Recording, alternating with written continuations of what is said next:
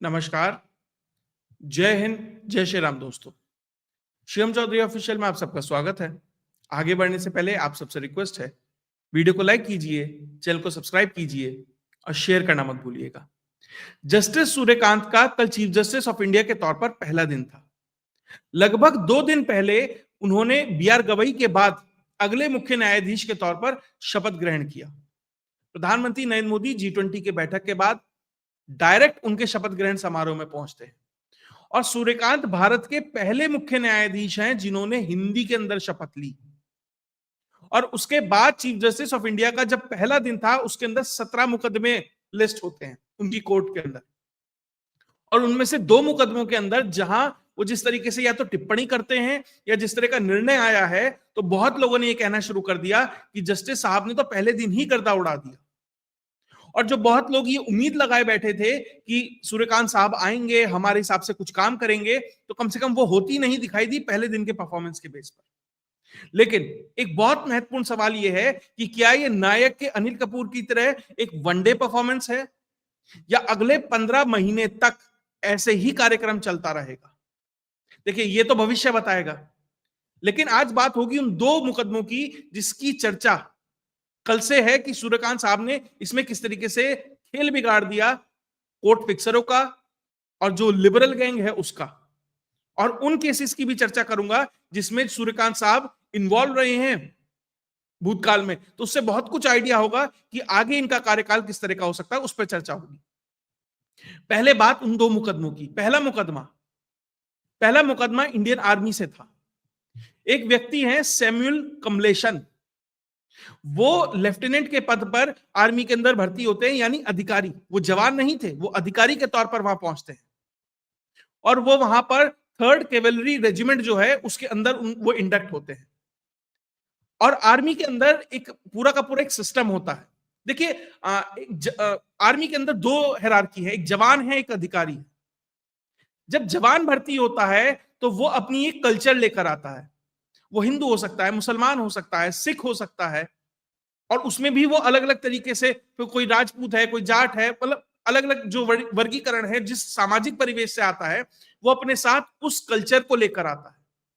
तो आर्मी ने ये तय किया, क्योंकि जवान एक बड़ा पोर्शन बनाता है पूरी की पूरी आर्मी का, तो ऐसा नहीं है कि वो जवान सब कुछ छोड़कर आएगा, अपनी कल्चर तो निश्चित तौर पर साथ लेकर आएगा।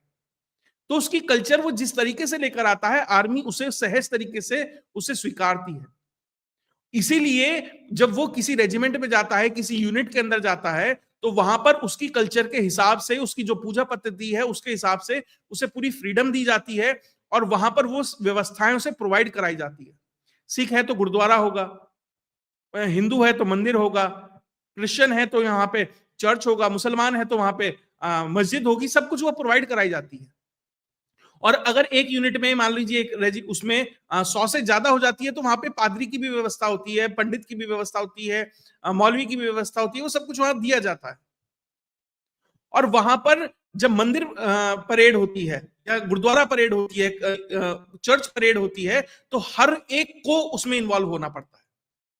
देखिए, अगर वहां मंदिर में पूजा हो रही है तो उसमें सभी धर्मों के लोग बैठेंगे, अगर गुरुद्वारे में हो रही है तो सभी धर्मों के लोग बैठेंगे, सबके लिए व्यवस्था है और सबको सब में पार्ट लेना है, ताकि एक इंटीग्रेटेड यूनिट के तौर पर आप वहां अपनी आस्था को तो लेकर जा सकते हैं, लेकिन आप ये नहीं कह सकते कि मैं हिंदू हूं और वो ही होगा।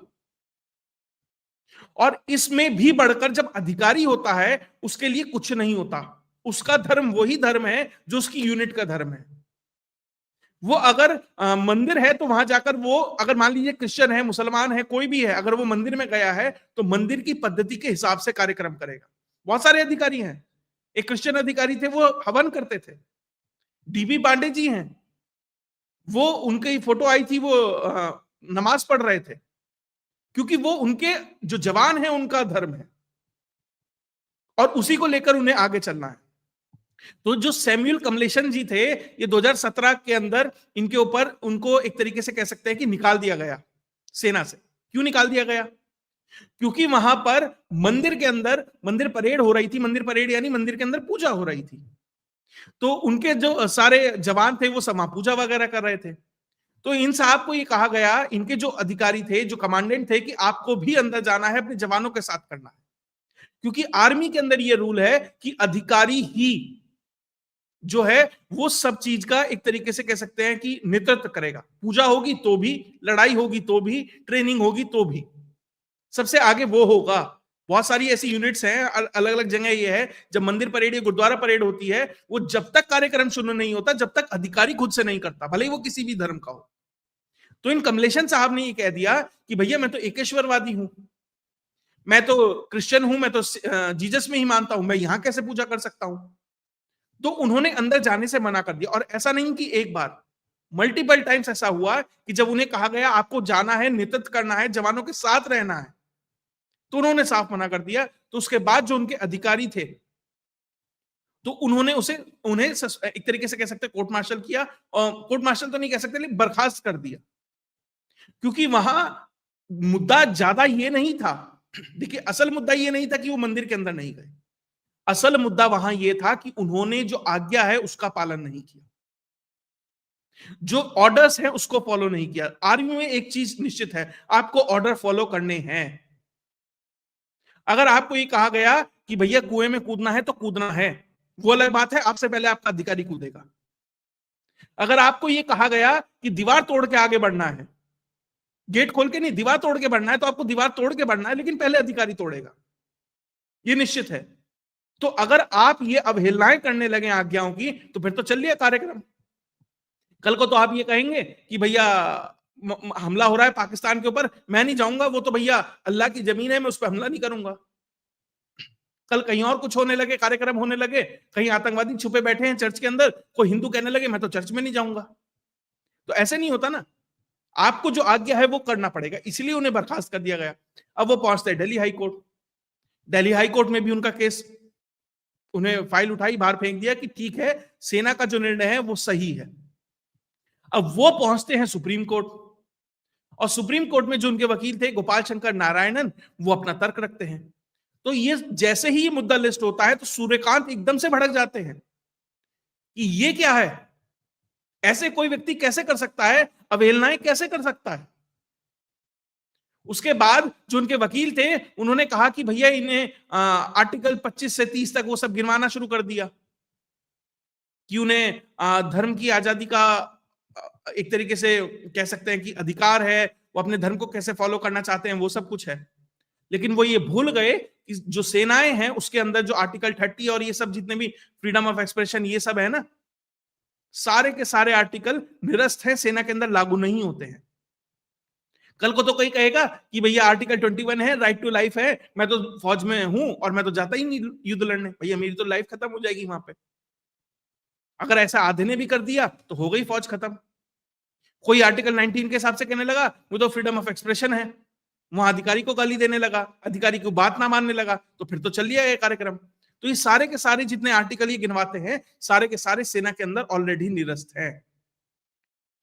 और हुआ ये तक था कि जब वो कमलेश्वरन ये मानने से मना कर रहा था, तो इसमें के अंदर जो जस्टिस बागची है वो भी कहती हैं कि भैया जब आपके पादरी को बुलाया गया, पादरी ने यहां तक कह दिया कि भैया तुम अंदर चले जाओ, खड़े हो जाओ, किसी धर्मस्थल में खड़े होने से कोई दिक्कत नहीं है, ठीक है वो आरती कर रहे हैं, भजन गा रहे हैं, एक बार को तुम मत गाना, खड़े तो हो जाओ जवानों के साथ, उन्हें मॉरल सपोर्ट तो दो, तुमने वो भी नहीं किया।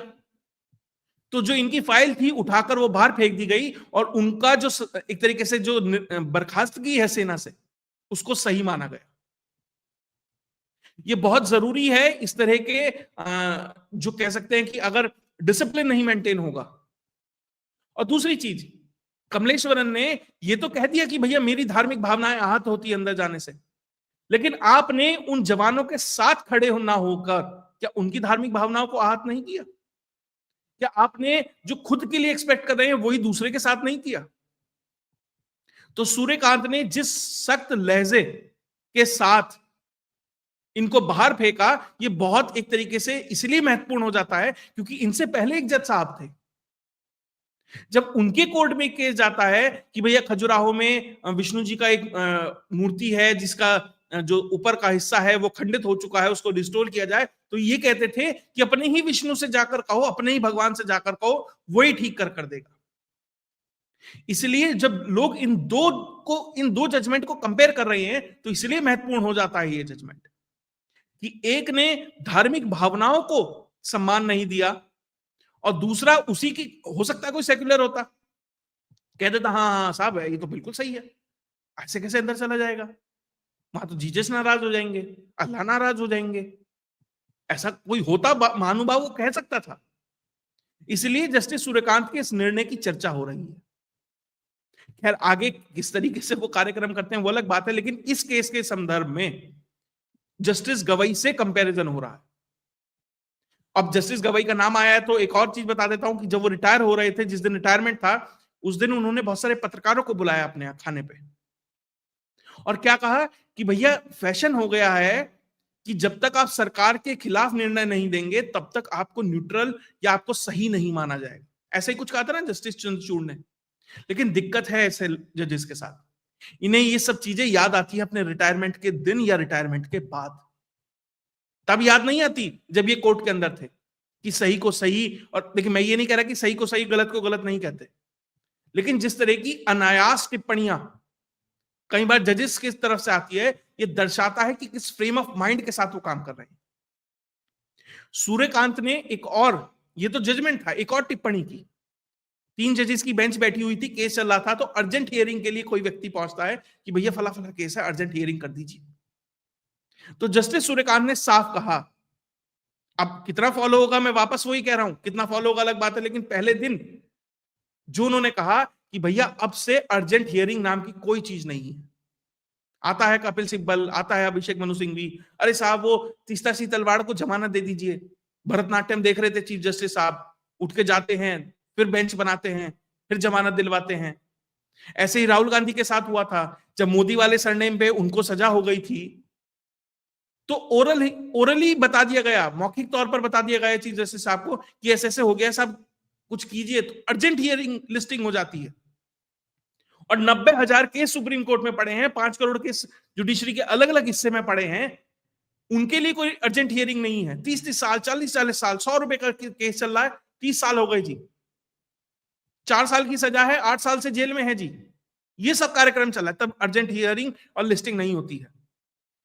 तो जस्टिस सूर्यकांत ने कहा कि अर्जेंट मेंशनिंग की जो स्लिप आती है ना कि अर्जेंट मेंशन कर दीजिए साहब, अर्जेंट लिस्टिंग कर दीजिए, बस आज ही जमानत दे दीजिए इन्हें, वरना देश रुक जाएगा, इनके बिना तो धरती घूमनी बंद हो जाएगी, वो सब नहीं चलेगा। सिर्फ 2 केस ऐसे हैं, 2 मुद्दे ऐसे हैं जिसमें ये अर्जेंट हियरिंग कर सकते हैं।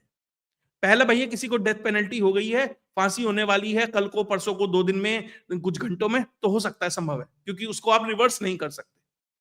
और दूसरा कहीं ऐसा है कि किसी के मौलिक अधिकार का हनन हो रहा है, तो वहां पर अर्जेंट हियरिंग या लिस्टिंग हो सकती है, उसके अलावा इस कोर्ट में नहीं होगी। अब मैं वापस से कहता हूं आगे कितना होगा क्या होगा वो अलग बात है, लेकिन पहले दिन जिस तरीके से जस्टिस सूर्यकांत ने परफॉर्मेंस दिखाई है तो बहुत लोग नुपुर शर्मा के केस के बाद उम्मीद लगाए बैठे थे, क्योंकि नुपुर शर्मा को जिम्मेदार बताया था इन्हीं चीफ जस्टिस ने, इस देश में जितने भी ये कन्हैया और ये जितने भी लोग मरे थे और देश में जो अराजकता फैल गई थी कि भैया नुपुर शर्मा ही इसकी जिम्मेदार है, जुलाई 2022 में।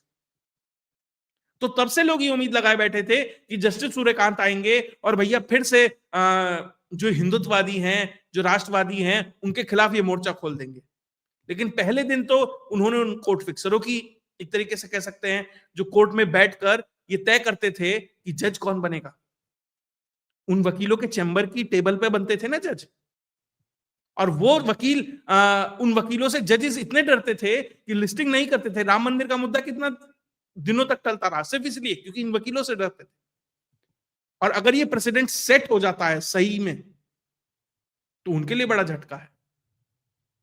और जिनको ये लग रहा था नुपुर शर्मा के ऊपर एडवर्स कमेंट करने के बाद तो भैया अभी हमारे आंख के तारे हैं, तो पहले दिन ही आकर उन्होंने मैसेज साफ किया कि शायद वो थोड़ा अलग तरीके से चलेंगे। खैर इससे पहले जो सूर्यकांत साहब हैं, वो आर्टिकल 370 को जो चैलेंज किया गया था, जो एब्रोगेशन हुआ था, तो उस बेंच के अंदर भी थे जिसने कहा था कि नहीं, आर्टिकल 370 एब्रोगेट हो गया, ठीक है, संवैधानिक है। जो ओआरओपी को संवैधानिक दर्जा दिया गया उस बेंच में भी थे। उसके अलावा जो पेगासस वाला मुद्दा आया उस बेंच में भी थे। और जो एसआईआर हुआ है अभी बिहार के अंदर, और उसको सही जो ठहराया है सुप्रीम कोर्ट ने, उसमें भी ये थे। तो ऐसे कई महत्वपूर्ण मुद्दे हैं और कई सारे ऐसे केसेस हैं जिसके अंदर जस्टिस सूर्यकांत रहे हैं। तो कुल मिलाकर अब ये तो भविष्य में पता लगेगा कि अनिल कपूर की तरह काम करेंगे कि भैया अमरीश पुरी की तरह काम करेंगे, वो क्या होगा क्या नहीं होगा। तो मुझे नहीं लगता, देखिए किसी चीफ जस्टिस से ये उम्मीद लगा लेना दोनों पक्ष की तरफ से कि वो हमारी तरीके से काम करेगा, ये एक बेईमानी है। कारण वो व्यक्ति सिस्टम के तहत काम करता है, बहुत चीजों को बैलेंस बनाकर चलता है, और वो अपना रिटायरमेंट ऑप्शन भी देखता है, वो अपनी एक लेगेसी भी क्रिएट करना चाहता है। तो बहुत सारी चीजें इन्वॉल्व होती हैं। मुझे कभी ये नहीं लगता कि कोई एक पर्टिकुलर जज है और वो आ, एक साइड कंप्लीट जाकर बैठ जाएगा। वो हमेशा, किसी भी जज को देख लीजिए, वो 4 जजमेंट आपको ऐसे देगा और एक बैलेंस बनाने के लिए दूसरा दे देगा। तो बस ये देखना है कि ज्यादा किस तरीके से कार्यक्रम होता है, ज्यादा किस तरीके से जज साहब खेलते हैं, वो देखना महत्वपूर्ण है। बाकी जो पहले दिन 2 जजमेंट कहें या उनकी जो टिप्पणियां हैं, उससे बहुत लोगों को जो उम्मीद थी नुपुर शर्मा के बाद, शायद वो उम्मीदें टूटती उन्हें दिखाई देंगी।